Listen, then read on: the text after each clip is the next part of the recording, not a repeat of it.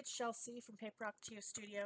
Today I'm sharing with you another paper painting on a 6x6 wooden panel using the gel printed deli paper that I made in the months of April, March and April, I think. I don't know. Anyway, there was that big challenge and I made a ton of gel printed papers, a lot of it on deli.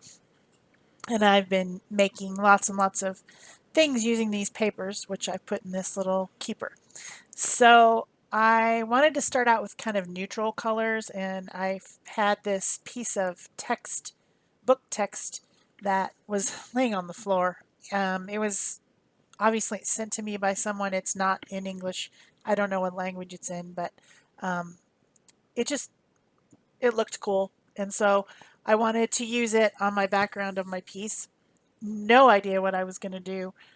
No plan, just knowing that I'm going to do some sort of a paper painting, paper piecing collage type situation on this panel to give away in the future once I finally reach 10K subscribers.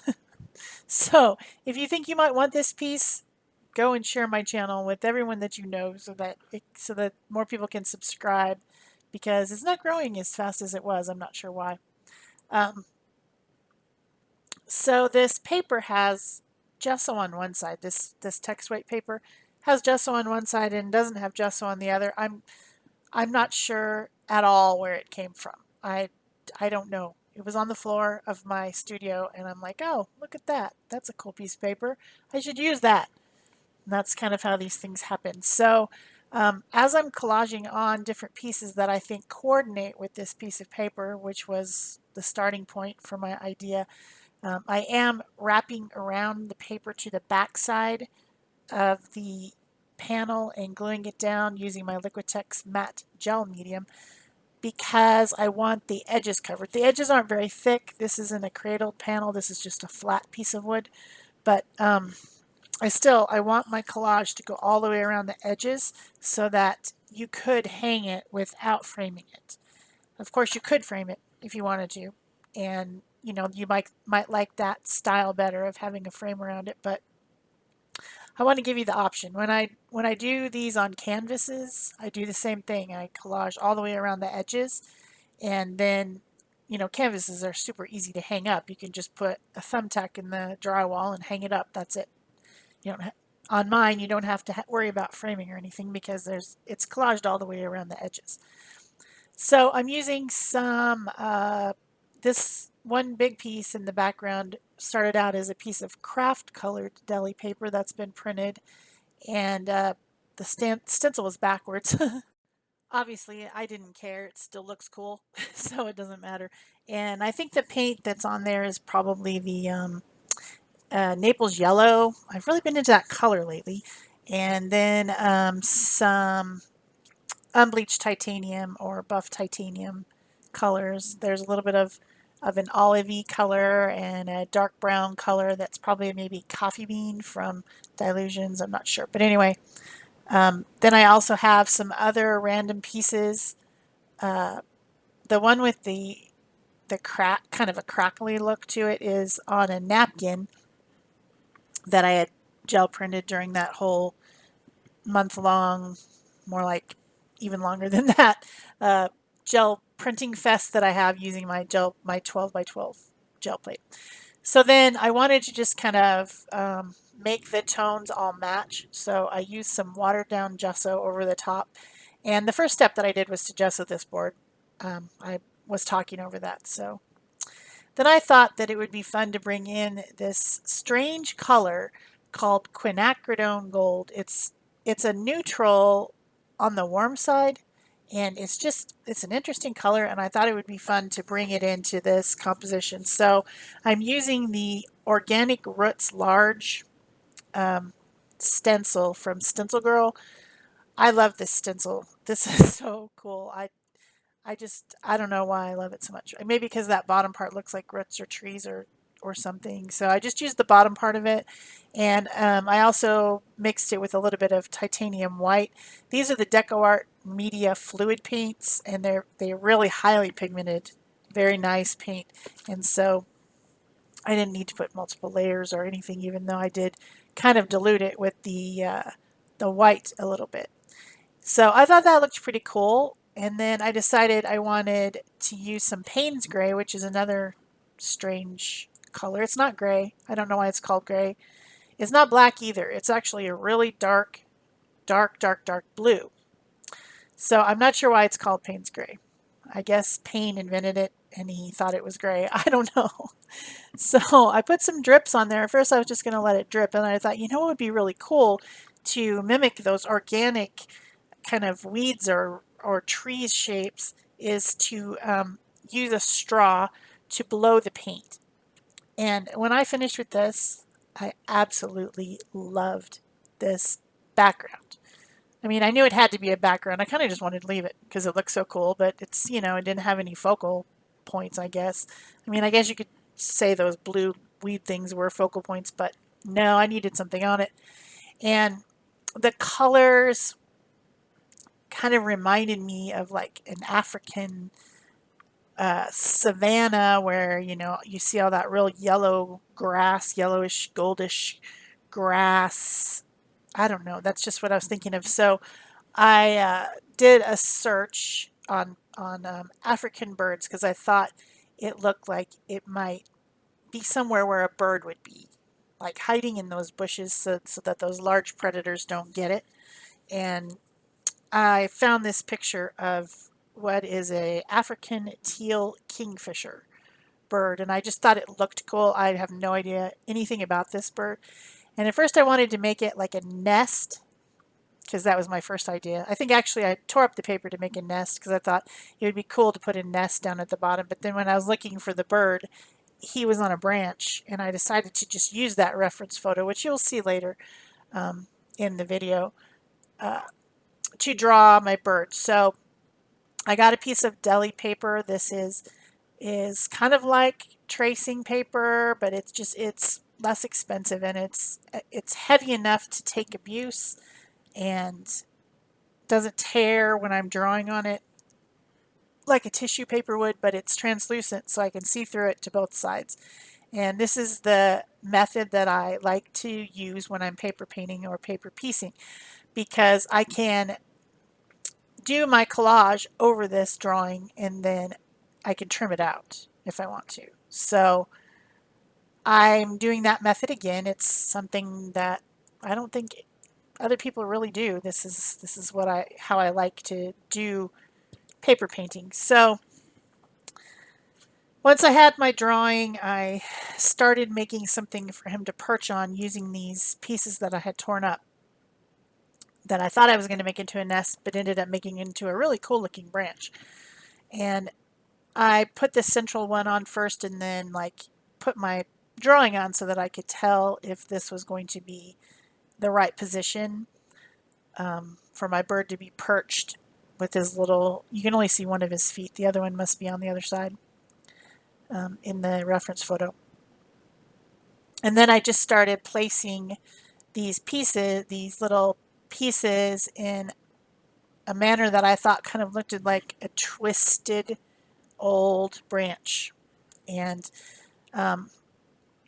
some of the paper that I'm using, and the reason that I left in that one little section is that with the excess paint on my palette, I used that Payne's gray leftover, and I just used a hotel key card or credit card or something to scrape it onto some of that craft colored deli paper. So it coordinates real well with my air blown weeds in the back because it's the same color. But it also has a texture. And in one of the close-ups, you really be able to tell the texture because I was scraping it using a kind of a dirty card that, you know, has bumpy edges. It's not perfectly smooth, and so you get some interesting texture by doing that. And that's a good way to not waste paint. I always, any paint that I have, I use it up as much as I can on pieces of paper that I use for collage material later. So then I used my Stabilo all black pencil to just kind of give some definition to my branch around the edges, and blended that with some matte medium. And then since it's been blended with matte medium, it's permanent. I use the Stabilo pencil a lot in this particular piece.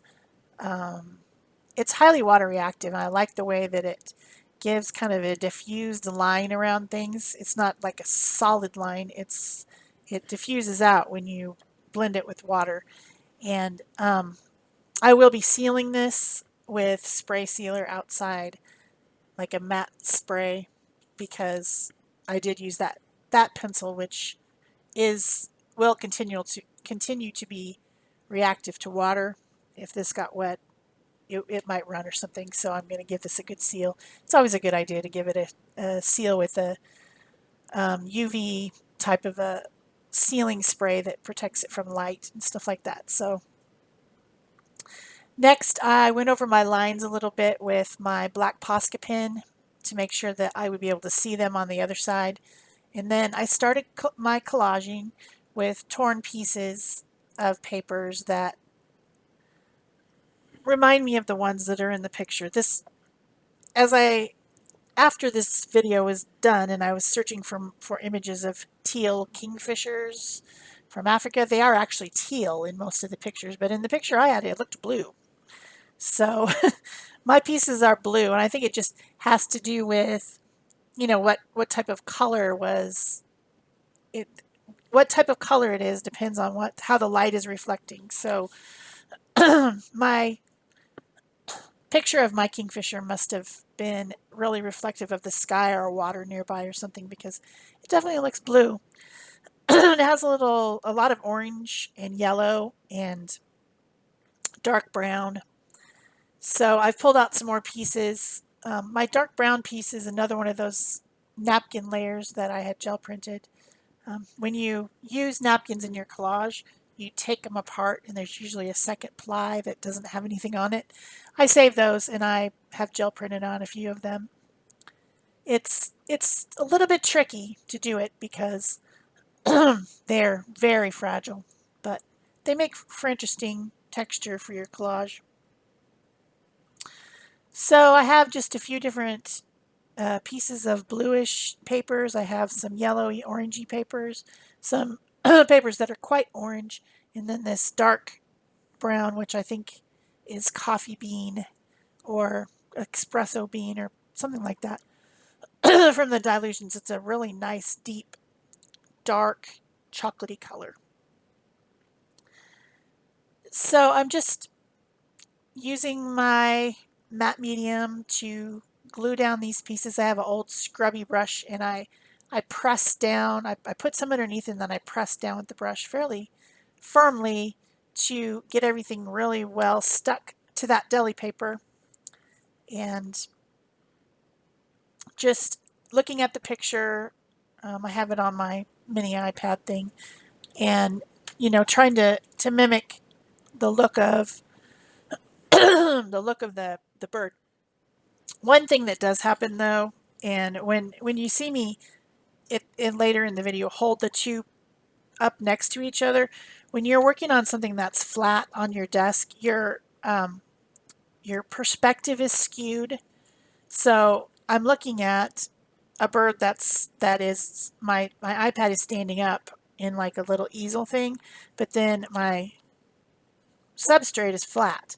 And so the angle that my eye gets, it makes me make things longer. So the bird's body should be a little bit more squatty and short than it ended up, and that is purely because of the angle. I can't collage at an angle, but I could probably draw at an angle, and I probably should. Unless I'm gonna put the reference photo flat as well, that might work because they would come out the same. You know what I'm saying? It's just it's perception and perspective that gets us slightly weird when you are working on your pieces flat. That's how come artists who work on large pieces put them up on the wall or up on an easel, because that helps with your perspective. The larger it gets, the more skewed your perspective gets. That's just how it is. And I have really noticed that in my drawing. My faces you know, all like my little whimsical portraits or whatever tend to have long faces, and it's because of the because I draw everything flat. I need to think about that a little bit more. So when I compared the two, they were good except for my bird's body was longer, but not so much that you can't tell what it is. Still a bird. So then I cut it out using the lines from the back. These scissors that I have a non-stick coating on them, and it makes it kind of handy for this because I did dry it with a heat tool, but that doesn't necessarily mean that it's dry. I still can get matte medium on my scissors, which these clean up really nicely and will resist the stickiness because they have that Teflon coating like a nonstick pan, you know. So I've been using these scissors quite a bit lately, and I like them. I will link them in the description box below, as well as all the other stuff that I can link. So if you want to purchase some of that, it will link you to Amazon, where um, you can find most of this stuff, except for the stencil goes to Stencil Girl, but you know what I'm saying. So then once my bird was glued on the panel, then I felt like I needed to add a few more little pieces. The top part of his head has a dark stripe, which got cut off when I trimmed it out. And so I wanted to put that dark stripe on, and then I wanted to fill in the wing a little bit more. I thought it had too much white. So I'm just tearing very, very tiny pieces of paper and gluing them on. And then when I'm happy with everything, I give that a good dry. And I go in to do a little bit of detailing with my Stabilo All pencil. This one is the black one, and it's just very water reactive, so you can really get a good diffuse line. I have a water tank brush there. That's my favorite one from Arteza, and I like the squeezy thing in the middle that helps the water come out faster. So I've been using my Arteza set quite a bit. So I'm adding some of the graphite from that pencil and then blending it on the first side that I did. I went hard with the pencil, and then on against the white, or not the white, but the um, yellowy color on the chest of the bird, I went a little bit lighter with the pencil so that I could diffuse it into kind of a gray. And I am adding a little bit inside on the feathers and things just to add a little bit more definition. I I appreciate lines around things, and so I didn't want a hard line, but I wanted still something, a shadow or something to give a little bit of definition. So if you're enjoying this um, paper painting video, be sure you give it a thumbs up. Leave me a comment or a question below. Subscribe if you haven't already, and turn on that notification bell so that you'll be notified when a video goes live. And of course, if you know someone who likes African teal kingfisher birds, share this with them or put it on your Pinterest or something. The last thing I did was to add in a little bit of white highlight using my white Posca pen. That's an acrylic pen. Um, and I'm kind of blending it with my finger, adding catchlight to the eye and brightening up some of the white feathers that I felt weren't quite bright enough. And then now I'm just showing you the picture versus what I made. And that will be it for me. Thanks for watching, guys. Bye-bye.